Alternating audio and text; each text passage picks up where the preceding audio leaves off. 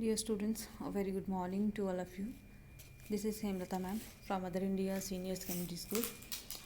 Students, today I am going to discuss with you the questions of the first chapter, and today will be your last lecture about your first chapter.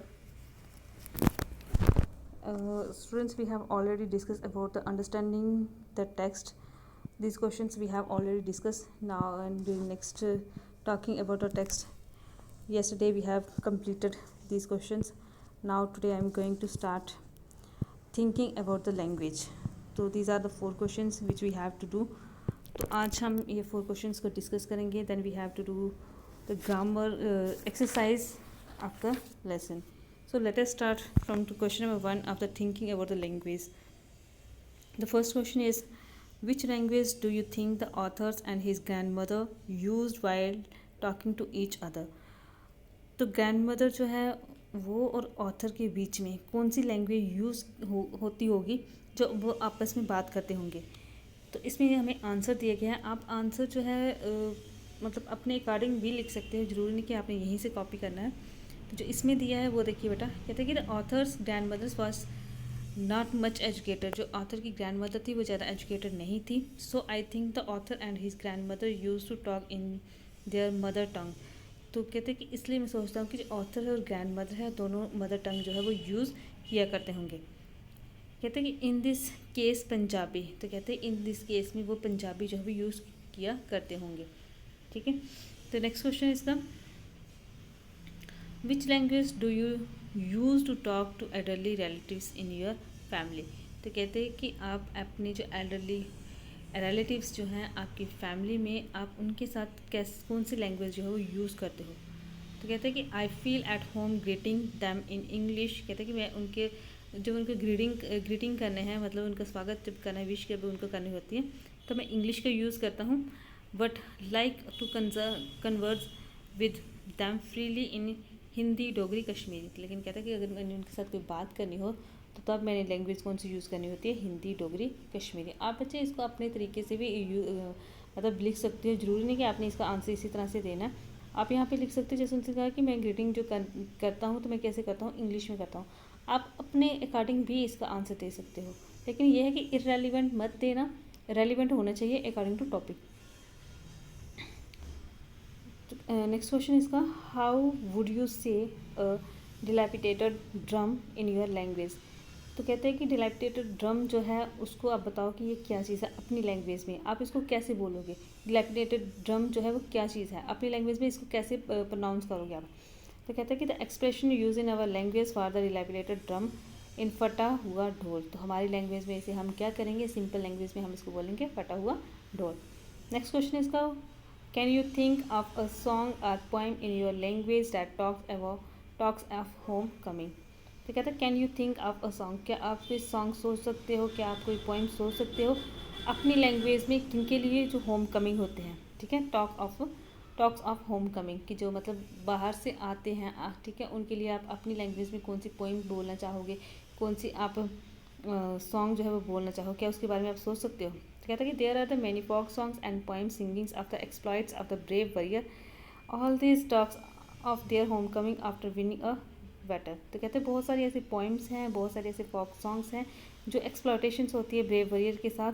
कहते हैं कि ऐसी बहुत सारी poems भी हैं, बहुत सारी वो भी हैं, सॉन्ग्स भी हैं जो हम अपनी लैंग्वेज में लिख सकते हैं. तो कहते हैं the all these talks of their home coming after winning a battle. तो कहते हैं कि बहुत सारी हम बातें भी कर सकते हैं कि जब वो वापस आएंगे, बैटल जीत के आएंगे, तो उनके लिए हम बहुत कुछ बोल सकते हैं, बहुत कुछ मतलब लिख सकते हैं. तो बेटा ये इसके क्वेश्चंस हो गए. तो क्वेश्चन आपके ऑलमोस्ट सभी कंप्लीट हो गए. जो एक्स्ट्रा क्वेश्चन थे, एडिशनल क्वेश्चंस जो थे वो भी मैंने आप लोगों के साथ डिस्कस किए, तो हमने उसको भी कंप्लीट कर लिया है. तो बच्चे अब एक्सरसाइज देखिए. तो एक्सरसाइज इसकी कि वर्किंग विद वर्ड्स, कि वर्ड्स के साथ वर्किंग करनी. तो कहता है कि notice the following usages of the word tell in the text. कि टेक्स्ट में जो आपको कहता है कि नोटिस द फॉलोइंग यूजेस जो दिए गए हैं ऑफ द वर्ड टेल. ठीक है, टेल के जो यूजेस दिए गए हैं टेक्स्ट में, अब आपने उसको मैच करना है. आपको जैसे यहाँ पे दिया गया है कि 1 2 3 4, आपने इसको क्या करना है कि given below are 4 different senses of the word ten tell match the meaning to the use is listed above. तो कहता है कि आपके इनकी मीनिंग जो है वो मैच करने, मतलब ये मैच द फॉलोइंग आएगा कि इसके जो आपको दिया गया है टेल, जो आपको मतलब इसमें दिए गए सारे सेंटेंसेस में टेल का यूज़ हुआ, तो आपने उसके मीनिंग जो है उसके साथ मैच करने हैं। तो जैसे फर्स्ट ऑफ ऑल आपको दिया गया कि हर fingers were busy telling the weeds of her rosary. तो उसकी फिंगर्स जो थी वो बिजी थी किसमें, weeds of the telling the weeds of the rosary, कि रोजरी के जो वीड्स थे उनको टेलिंग करने के लिए। तो इसमें इसका मीनिंग जो बताया गया है तो वो ऑप्शन आपने मैच करना है, कौन सा इसके साथ मैच करता है। तो make somethings known to something in spoken or written words, तो ये इसके साथ नहीं मैच होता। काउंट वाइल रिसाइटिंग, तो यहाँ पे कहा कि हर fingers were busy telling the weeds of her rosary, उसकी जो फिंगर्स थी वो क्या थी, बिजी थी किसमें थी, telling the weeds of the rosary, rosary के जो वीड्स थे उनको टेलिंग करने में। तो इसका मतलब वो क्या क्या था कि टेलिंग करना क्या होता है कि काउंट वाइल रिसाइटिंग, कि जब हम रिसाइट करते हैं तब जो जब माला होती है उसको काउंटिंग किया जाता है जब, तो वो जो काउंटिंग होती है उसको यहाँ पे टेलिंग कहा गया है। तो ये इसके साथ जो ऑप्शन बी है वो मैच होता है। तो नेक्स्ट इसका आ गया, I would tell her English words and little things of the western science and the learning. तो इसके साथ देखिए जो मैच होता है वो होता है कि make something known to someone in spoken or written words, कि किसी को नोन करना किसी इंसान को इन स्पोकन में भी या रिटन वर्ड्स में भी। तो ये इसके साथ मैच है सेकंड पार्ट इसका।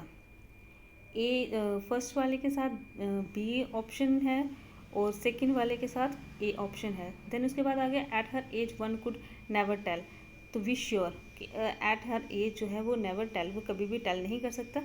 इसके साथ ऑप्शन सी है। उसके साथ नेक्स्ट आपका आ गया she told us that her and was near, तो कहते हैं कि यहाँ पे टोल्ड उसको वो बताया था कि उसका जो एंड है वो क्या है, नियर है। तो ये उसने क्या दी थी, ये उसने इन्फॉर्मेशन दी थी।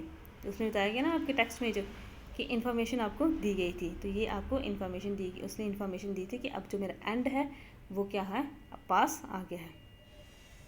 तो बेटा यहाँ पे मैचिंग है, तो मैचिंग में फर्स्ट जो है उसके साथ आपने बी मैच करना है, सेकंड वाले के साथ आप करोगे ए मैच, थर्ड वाले के साथ सी ही होगा और फोर्थ वाले के साथ डी ही मैच होगा।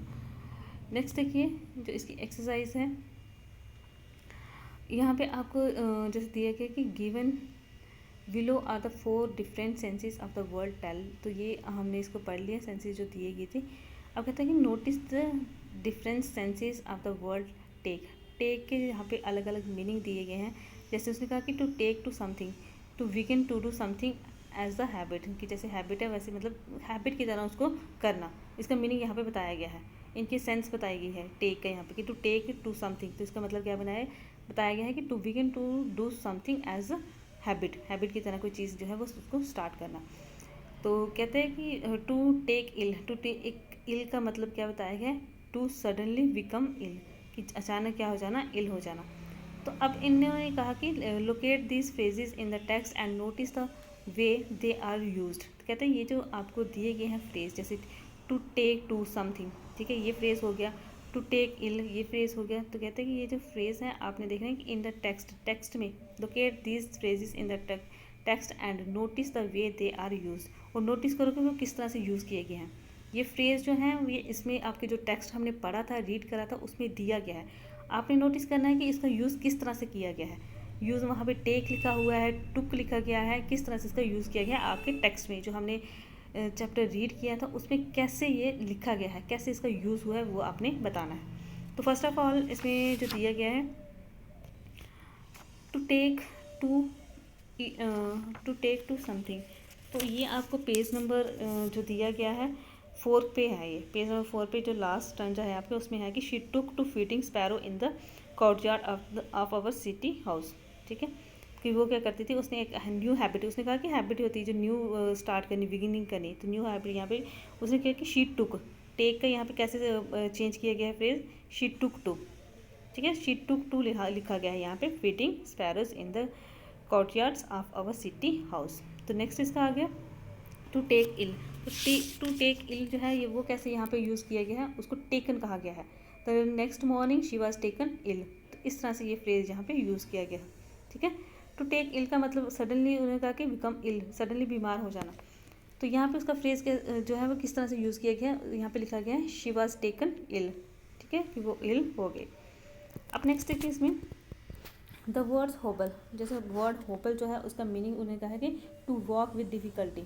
होबल का मीनिंग मैंने आपको बताया था कि कुछ चलना लेकिन थोड़ी सी डिफ़िकल्टी के साथ चलना, वॉक करना लेकिन डिफ़िकल्टी के साथ वो वॉक करती थी। उसकी जो ग्रैंड मदर थी वो उसको डिफ़िकल्टी होती थी चलने में, तो वहाँ पर जो वर्ड यूज़ किया गया था वो यूज़ किया गया था नोबल। तो कहते हैं कि tick the words in the box below and also refers to the manners of walking.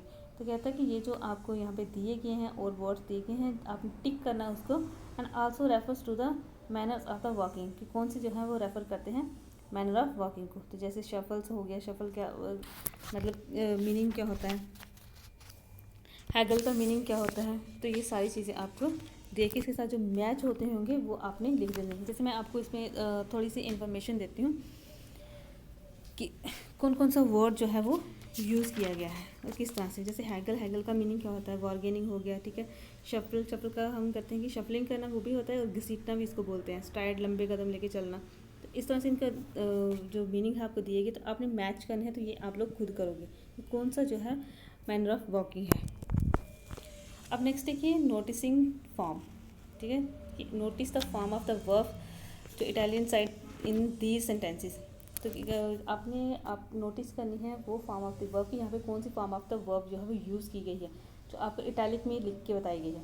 Italic में मतलब ये देखो, जैसे ये हमने कहा होगा कि my grandmother was an old women, she had been old, यहाँ पे शी हैड बीन ओल्ड का यूज़ किया गया है। आगे wrinkles for the 20 years I had known her, तो यहाँ पे देखो हैड का यूज़ किया गया है, देन उसके बाद थर्ड फॉर्म ऑफ वर्ब जो है उसका यूज़ किया गया है। इसी तरह से हैड फिनिश्ड का यूज़ किया गया है, उसके बाद यूज़ किया गया है हैड हस्बैंड, मतलब यूज़ किया गया है यहाँ पे had known her, had lit, तो हैड करके उसके बाद थर्ड फॉर्म ऑफ वर्ब जो है वो यूज़ की गई है। तो बेटा ये उन्होंने कहा कि ये कौन सी फॉर्म होती है वर्ब की, तो ये वर्ब की जो है ये होती है पास्ट परफेक्ट फॉर्म, ठीक है, पास्ट परफेक्ट टेंस जिसे हम कहते हैं, ये वो वाली फॉर्म होती है। तो ये आपका पास्ट परफेक्ट टेंस जो है वो यहाँ पे यूज़ हुआ है। तो स्टूडेंट्स आज आपका इस चैप्टर का लास्ट लेक्चर था ये, तो टुमारो हम जो है नेक्स्ट पोइम जो उसको डिस्कस करेंगे। So students thank you for listening and watching and have a nice day.